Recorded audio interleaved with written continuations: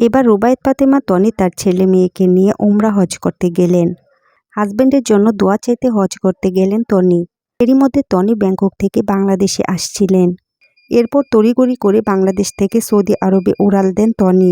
সাদাত রহমানের ইচ্ছে ছিল এই নভেম্বর মাসে তনিকে নিয়ে হজ করতে যাবেন, কিন্তু সাদাত রহমানের হজে যাওয়ার ইচ্ছে পূরণ হলো না। হাজবেন্ডের সঙ্গে হজে যেতে না পারলেও অবশেষে ছেলে আর মেয়েকে নিয়ে গেলেন তনি। আর তাই তো অসুস্থ হাজবেন্ডকে ব্যাংককে রেখে সন্তানদের নিয়ে আল্লাহর দরবারে দোয়া চাইতে মক্কায় গেলেন তনি। সাদাত রহমানের সুস্থতার জন্য তনি শেষ চেষ্টা করে যাচ্ছেন। আইসিইউতে থাকা সাদাত রহমানকে বাঁচানোর জন্য তনি দিনের পর দিন টাকার ঢল নামিয়ে দিচ্ছেন। স্বামীভক্ত এই তনি স্বামীর টাকা নয় বরং নিজের স্বপ্নকে বিক্রি করেছেন স্বামীকে সুস্থ করার জন্য। আপ্রাণ চেষ্টা করছেন তার হাজবেন্ডকে বাঁচানোর। এরই মধ্যে তনি তার ভেরিফাইড ফেসবুক পেজে সানভি সারফারাজের কিছু ছবি পোস্ট করেন। ছবিতে দেখা যাচ্ছে সানভি সারফারাজ কাবা শরীফের সামনে দাঁড়িয়ে আছে। তাদেরকে দেখতে অনেক মিষ্টি লাগছে। তাদেরকে দেখে অনেকে সুন্দর সুন্দর কমেন্ট করেছেন। অনেকে বলেছে মাশাআল্লাহ অনেক সুন্দর লাগছে।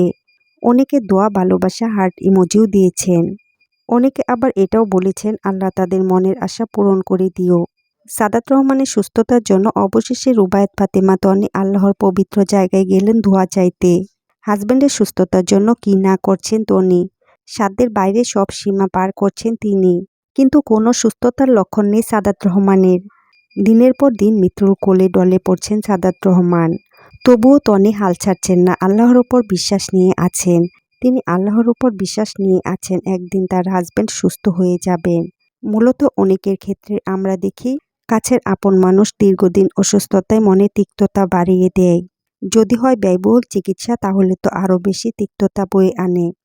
কিন্তু তনি তার হাজবেন্ডের কোনো সুস্থতার দেখা না পেলেও ধৈর্যের বাঁধ ভাঙেনি এতটুকু। সুস্থতার জন্য প্রাণপণ চেষ্টা চালিয়ে যাচ্ছেন সাধ্যের বাইরে গিয়েও। সাদাত রহমানের সুস্থতার জন্য তনির চেষ্টার কোনো ত্রুটি রাখেননি। তো ভিউয়ার্স, সানভি সারফারাজকে নিয়ে তনি গেলেন উমরা হজ করতে।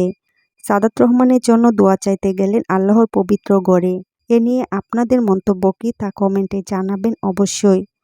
আর বিনোদন জগতের এমন লেটেস্ট আপডেট পেতে আমাদের চ্যানেলটিকে সাবস্ক্রাইব করে আমাদের সঙ্গেই থাকুন।